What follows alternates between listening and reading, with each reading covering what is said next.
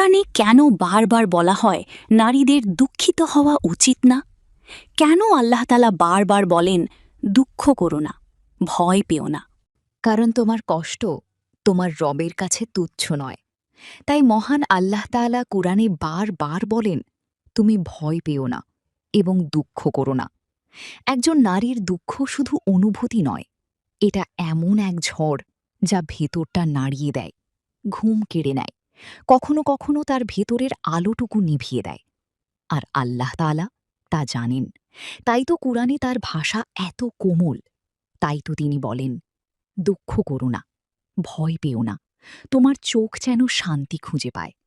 কারণ তিনি জানেন, একজন নারীর দুঃখ শুধু চোখের পানিতে থেমে থাকে না, এটা ছড়িয়ে পড়ে তার হৃৎস্পন্দনে, তার ভিতরের অনুভূতিতে, তার শরীরের গভীরে, তার হাসির আড়ালে। আল্লাহ শুধু তার দেহকে নয়, তার অনুভূতিকেও হিফাজত করেন, তার মর্যাদা, তার শান্তিকেও।